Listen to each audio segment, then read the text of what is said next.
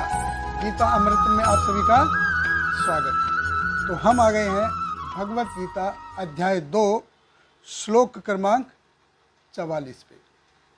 तो पिछले श्लोक में हमने देखा कि भगवान बताते हैं कि हमारी बुद्धि को व्यवसाय आत्मिका बुद्धि यानी कि कृष्ण भावना अमृत में स्थिर बुद्धि होने को कौन रोकता है। जैसे भगवान बताते हैं पिछले श्लोक में, वेदवादरता यानी कि वेदों के जो फ्लावरी लैंग्वेज हैं, लुभावने शब्दों वाली लैंग्वेज है कि ये करोगे तो ये मिलेगा, स्वर्ग मिलेगा, ये मिलेगा, वो मिलेगा, तो वो हमको रोकता है कि हमारी बुद्धि को कृष्ण भावना अमृत में स्थिर न हो, वो रोकता है। तो वेदों की जो फ्रूटिव मेंटलिटी के कारण लोग कैसे हो जाते हैं, तो उसी को भगवान ये श्लोक में बताते हैं।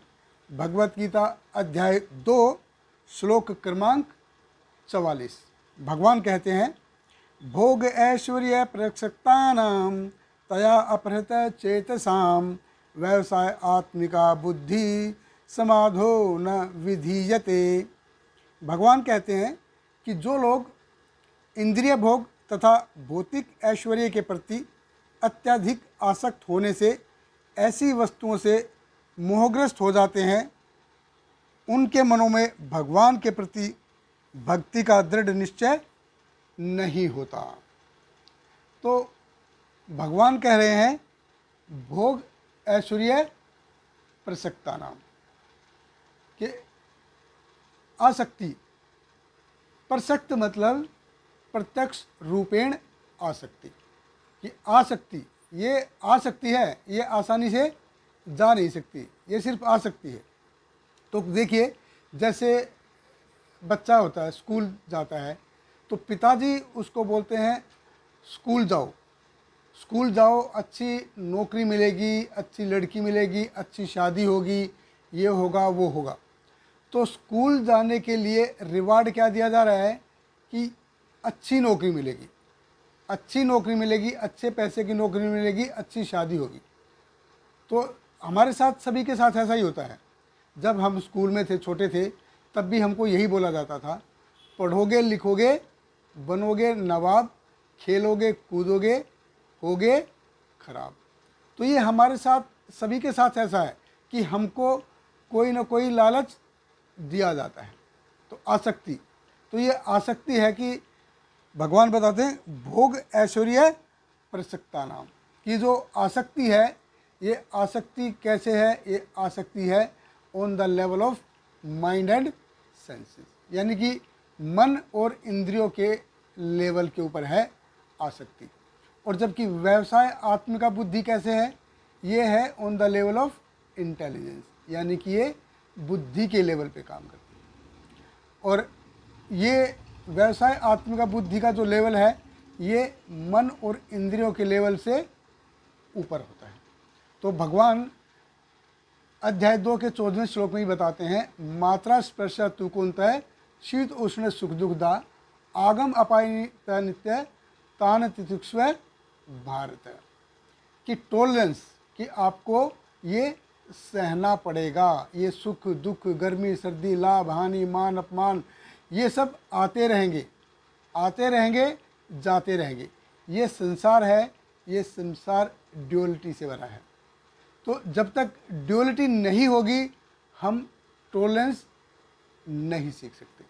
हमको टॉलरेट करना है तो ड्यूअलिटी है, तभी हम टॉलरेट कर सकते हैं। देखिए, जैसे वेद बताते हैं कि इस जन्म में बेशक हम अच्छे से खा पी रहे हैं, पिछले जन्मों के कर्मों के हिसाब से बेशक हम इस जन्म में अच्छे से रह रहे हैं, लेकिन फाइनली ये वर्ल्ड, भौतिक जगत कैसा है, ये तमस है, असत है। इसलिए वेद शास्त्र बताते हैं, अस्तो माम सतगमय तमसो मां ज्योतिर्गमय, कि मेरे को अंधकार से उजाले वाले में ले चलो, असत से सत की ओर ले चलो। तो इस जीवन में सब अच्छा है हमारे साथ, लेकिन अगले जीवन की गारंटी क्या है। और ये जो अंधकार जो है, ये अंधकार actually because of bodily concept, हमारा जो हम देखते हैं शरीर के हिसाब से है, इसलिए ये हमको अंधकार लगता है। भगवान कहते हैं कि मृत्यु माम अमृतगम है, कि कुछ भी हो जाए, essence of this life is मृत्यु। भगवान कहते हैं कि मैं मृत्यु के रूप में आता हूँ और मृत्यु के रूप में आऊँगा और सब कुछ छीन ले जाऊँगा। तो कुछ भी हो जाए हमारे साथ, हम कितना भी अच्छा से रह लें, कितना भी वो रह लें, लेकिन इस जीवन में हमको मृत्यु आनी ही आनी है, इसमें कोई दो राय नहीं है।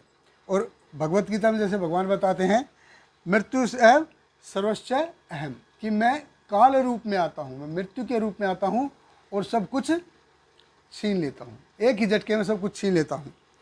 तो डेथ जो है ये बहुत ही पेनफुल एक्सपीरियंस है। कोई मरना नहीं चाहता, हम में से कोई नहीं मरना चाहता, लेकिन मरना पड़ता है।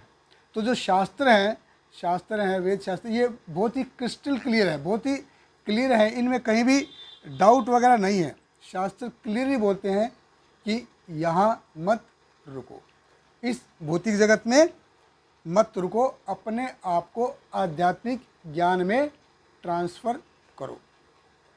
और ये कैसे संभव है? How is this possible? ये संभव है जब हमारे जीवन का मोटो क्या रहेगा। वेरी सिंपल लाइफ, हमारे जीवन का उद्देश्य होना चाहिए simple living and highly thinking. लेकिन हम क्या हैं? हम हैं simply living and hardly thinking. हम सिर्फ जी रहे हैं लेकिन सोच नहीं रहे हैं। हाई थिंकिंग के लिए क्या है? हमको व्यवसाय आत्मिका बुद्धि पे आना पड़ेगा, अपनी बुद्धि को व्यवसाय आत्मिका बुद्धि बनाना है।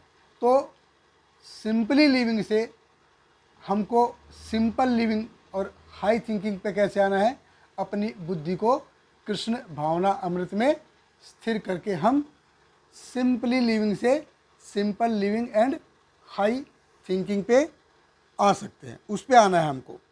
और अगर हम अपने कर्मों के फलों से जो हमको मिलेगा, जो फल मिलेगा, उससे हम जितना अटैच होंगे, उन फलों के प्रति जितनी आसक्ति हमारी रहेगी, उतना ही हमको मुश्किल होगा अपनी बुद्धि को व्यवसाय आत्मिका बुद्धि बनाने में।